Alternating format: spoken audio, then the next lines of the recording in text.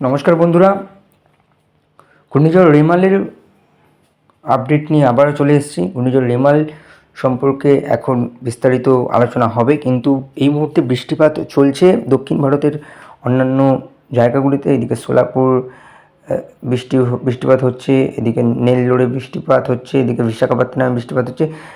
সুতরাং দক্ষিণ ভারতের দিকে কিন্তু কিছুটা অনেকটা বৃষ্টিপাত হচ্ছে। এদিকে কলকাতার আকাশ কিন্তু একদমই পরিষ্কার, কলকাতায় কোনো বৃষ্টিপাত নেই, গরম বাড়ছে। এদিকে যদি আমি স্যাটেলাইটের দিকে আসি, আকাশে কিন্তু মেঘ রয়েছে। এদিকে দক্ষিণ ভারতের দিকে কিন্তু মেঘ রয়েছে, চেন্নাইয়ের দিকে একটু মেঘ রয়েছে, ব্যাঙ্গালোরের দিকে একটু মেঘ রয়েছে, পদুচেরির দিকেও মেঘ রয়েছে, একটু নিচের দিকে একটু মেঘ রয়েছে, দক্ষিণ ভারতের নিচের দিকে অর্থাৎ কর্ণাটকের দিকে একটু মেঘ রয়েছে, কেরালার দিকেও মেঘ রয়েছে মধ্যপ্রদেশের দিকেও। কিন্তু এদিকে বাংলাদেশ সহ পশ্চিমবঙ্গের যে রাজ্যগুলিতে আছে সেখানে কিন্তু আকাশ পরিষ্কার। দিকে দিল্লি, উত্তর ভারতেও আকাশ পরিষ্কার, পশ্চিম ভারতেও কিন্তু আকাশ একদম পরিষ্কার। সুতরাং বৃষ্টি কিন্তু মধ্য ভারতের দিকেই হচ্ছে।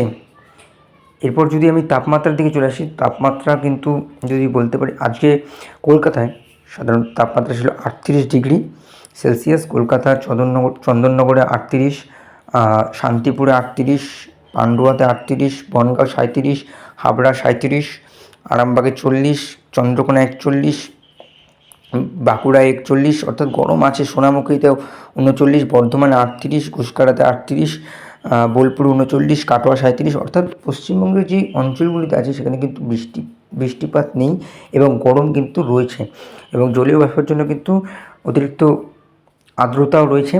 এদিকে যদি আমি একটু পশ্চিমবঙ্গের বাইরে আসি, তাহলে ভাগলপুরে 41, পাটনায় 41, বারাণসী 40, এলাহাবাদে 43, ফতেহপুরে 45, গোয়ালিয়রে 44, আগ্রা 44, নিউ দিল্লি 44। অর্থাৎ উত্তর ভারতের দিকে এবং মধ্যপ্রদেশের দিকে কিন্তু গরম অনেকটা বিরাজ করছে এবং সেখানে হাঁসফাঁস করছে গরমে।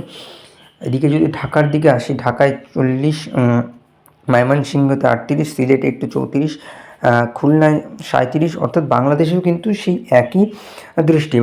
এবার সরাসরি চলে আসবে এবার রাডারের দিকে, যে মডেলটা যেখানে ঘূর্ণিঝড় রেমাল তৈরি হবে সেইখানে যদি আমি একটুখানি আসি।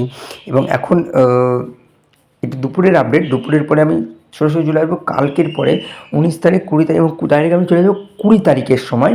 তো 20 তারিখের সময় কিন্তু এইখানে ঘূর্ণিঝড় রেমালের ঘূর্ণাবর্ত যেটা তৈরি হবে সেই প্রক্রিয়া কিন্তু শুরু হয়ে যাবে দুপুর 12টা থেকে। অর্থাৎ অনেকটা শ্রীলঙ্কার দিকে কিন্তু এর অবস্থান থাকবে এবং ধীরে ধীরে এটি মুভমেন্ট কিন্তু ডান দিকে আরও বেঁকবে। 21 তারিখে কিন্তু ডান দিকে বেঁকতে বেঁকতে 22 তারিখে কিন্তু অলমোস্ট ঘূর্ণাবর্ত পরিণত হয়েছে।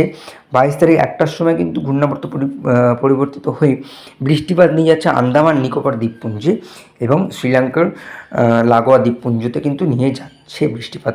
এবং এই মুহূর্তে সেই ঘূর্ণাবর্ত কিন্তু ধীরে ধীরে নিম্নচাপের সৃষ্টি হওয়ার সম্ভাবনা। এখান থেকে একটি চেঞ্জ হতে পারে, এখান থেকে হয়তো এই ঘূর্ণাবর্ত নিম্নচাপ কিংবা ঘূর্ণিঝড়ে পরিণত হওয়ার সম্ভাবনা রয়েছে।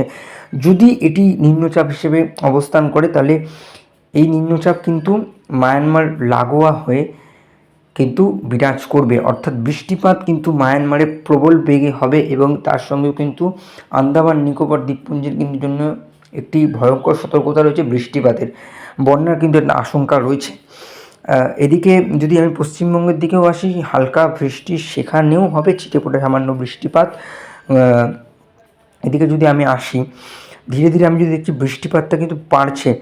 24 তারিখে কিন্তু বৃষ্টিপাত বাড়ছে, এটা ঘনীভূত হচ্ছে এবং 25 তারিখে কিন্তু এটি আরও ঘনীভূত হচ্ছে এবং ঘনীভূত হতে হতে এটি একটু ওপরের দিকে ঘনীভূত হয়ে আরেকটু শক্তিশালী হচ্ছে এবং সেটি সুস্পষ্ট নিম্নচাপ থেকে শক্তিশালী নিম্নচাপ এবং সেখান থেকে অতি শক্তিশালী নিম্নচাপ হিসেবে অবস্থান করছে বাংলাদেশ লাগোয়া সুন্দরবন এবং পশ্চিমবঙ্গ লাগোয়া সুন্দরবনের দিকে। অর্থাৎ বৃষ্টিপাত কিন্তু প্রবল বেগে হবে, অর্থাৎ অতি শক্তিশালী নিম্নচাপ যদি হয় তাহলে কিন্তু প্রবল বৃষ্টিপাত হবে। এখানে হেভি থান্ডারস্টর্ম 126 মিলিমিটার 3 ঘন্টার মধ্যে হবে। আমফানে 5 ঘন্টায় বৃষ্টিপাত হয়েছিল 156 মিলিমিটার, সেখানে 3 ঘন্টায় হবে 126 মিলিমিটার। অর্থাৎ প্রবল বৃষ্টিপাত হবে যদি অতি শক্তিশালী নিম্নচাপ হিসেবে অবস্থান করে। এই মুহূর্তে এটির গাস্টি ওয়াইন্ডও কিন্তু থাকবে 85 কিলোমিটার্স। তো হাওয়ার গতিবেগ অনেকটা থাকবে, অর্থাৎ একটি দুর্যোগের সম্ভাবনা কিন্তু রয়েছে। কিন্তু ঘূর্ণিঝড় আদৌ কি সৃষ্টি হবে সেই সম্বন্ধে কিন্তু এখনও পর্যন্ত জানা যাচ্ছে না। যদি আমি অন্য মডেলগুলো আমি যদি দেখে একটুখানি নিতে পারি যে রেইন অ্যাকুমুলেশনে যে বৃষ্টিপাত কীরকম জায়গায় হচ্ছে এই মুহূর্তে আগামী 12 ঘন্টায় কোনো বৃষ্টিপাতের সম্ভাবনা নেই। মধ্যপ্রদেশ হোক, চাই উত্তর ভারত হোক, চাই দক্ষিণ ভারতের দিকে একটু বৃষ্টিপাতের সম্ভাবনা রয়েছে, পশ্চিম ভারতের দিকে আকাশ পরিষ্কার, পূর্ব ভারতের দিকে আকাশ পরিষ্কার। এদিকে মেঘালয়ের দিকে একটু বৃষ্টির সম্ভাবনা রয়েছে। আগামী 24 ঘন্টায় ভারী বৃষ্টি হতে পারে মেঘালয়ের দিকেও, কিন্তু বাংলাদেশের সিলেটে কিন্তু হালকা বৃষ্টি এবং শিলচরেও কিন্তু হালকা মাঝারি বৃষ্টির সম্ভাবনা রয়েছে।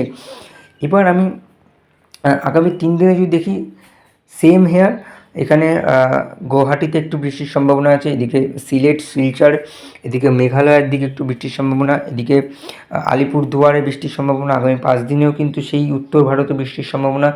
এই দিকে আগামী 5 দিনে কিন্তু হালকা বৃষ্টির সম্ভাবনা হতে পারে চন্দননগর, শান্তিপুর এবং বনগাঁ, অর্থাৎ উত্তর 24 পরগনা এবং নদিয়া সহ দক্ষিণ 24 পরগনা সহ বাংলাদেশ লাগোয়া জেলাগুলি, অর্থাৎ এই দিকে কিন্তু বৃষ্টিপাত হচ্ছে হালকা থেকে মাঝারি। এরপরে যেই আগামী 10 দিনের যেই ট্র্যাক রেকর্ড, যেই মডেল সম্পন্ন হচ্ছে, সেখানে দেখা যাচ্ছে কিন্তু অতি গভীর নিম্নচাপ থেকে যে বৃষ্টিপাত হবে সেই বৃষ্টিপাতে কিন্তু তছনছ হতে পারে বাংলাদেশ লাগোয়া এবং পশ্চিমবঙ্গ লাগোয়া যে সমুদ্র লাগোয়া যে দ্বীপগুলি আছে সেইখানে কিন্তু প্রবল বৃষ্টিপাত এবং তার সঙ্গে কিন্তু মায়ানমারেও কিন্তু গভীর বৃষ্টিপাত হয়ে কিন্তু বন্যার আশঙ্কা রয়েছে। বন্ধুরা, ঘূর্ণিঝড় রেমাল তৈরি হওয়ার কিন্তু সম্ভাবনা এখনও পর্যন্ত দেখা যাচ্ছে না। তবে জলতলের তাপমাত্রা যেহেতু অনেক, অর্থাৎ যেহেতু 20 তারিখ আসেনি, 20 তারিখের পর কিন্তু জানা যাবে যে আদৌ কি ঘূর্ণাবর্ত থেকে ঘূর্ণিঝড়ে পরিণত হবে। যদি এটি ঘূর্ণিঝড়ে পরিণত হয় তাহলে ঠিক কোথায় তৈরি হবে, মধ্য বঙ্গোপসাগরে তৈরি হওয়ার সম্ভাবনাটাই দেখা যাচ্ছে। এবং এটি যদি ঘূর্ণিঝড় হিসেবে তৈরি হয় তাহলে এর গতিমুখ হবে ঠিক এই রকম, অর্থাৎ ঘূর্ণিঝড় হিসেবে মায়ানমারে এর ল্যান্ডফল হবে এবং সেখান থেকে কিন্তু অতি শক্তিশালী নিম্নচাপ হিসেবে বিরাজ করবে সেই বাংলাদেশ লাগোয়া এবং পশ্চিমবঙ্গ লাগোয়া জেলাগুলিতে, অর্থাৎ প্রবল বৃষ্টিপাত নিয়ে ঢুকবে দুই বঙ্গেই। অর্থাৎ এদিকে গরমের জন্য কিন্তু আগামী 3-4 দিন কিন্তু একটু গরম থাকবে, 4-5 দিন পর কিন্তু বৃষ্টির একটু সম্ভাবনা, হালকা পাতলা বৃষ্টির সম্ভাবনা রয়েছে। বন্ধুরা, ঘূর্ণিঝড় রেমাল সম্পর্কে আরও কিছু জানার জন্য কিন্তু অবশ্যই চ্যানেলটিকে সাবস্ক্রাইব করবেন এবং উপরের দেওয়া বেল আইকন অবশ্যই হিট করবেন। ভালো থাকবেন। ঘূর্ণিঝড় রেমাল থেকে কিন্তু আতঙ্কিত হবেন না, এটি এখনও সৃষ্টি হবে কি না সঠিক কোনো তথ্য নেই, হয়তো এটা নাও হতে পারে, হয়তো নিম্নচাপও নাও আসতে পারে। কিন্তু যদি ঘূর্ণিঝড় আছড়ে পড়ে তাহলে কিন্তু অযথা আতঙ্কিত হবেন না, গুজবে কান দেবেন না, ঘরে সময় কাটাবেন, ভালো থাকবেন, সুস্থ থাকবেন। প্রতিনিয়ত কিন্তু আপডেট আসবে এই চ্যানেলে। গরম থেকে বাঁচার জন্য অবশ্যই ঠান্ডা জায়গায় থাকুন, ঠান্ডা খাবার খান, ডাবের জল এবং তার সঙ্গে তরল পদার্থ পান করুন। আশা করি আপনারা সবাই ভালো থাকবেন, সুস্থ থাকবেন, আপনাদের ভালো কামনা করি।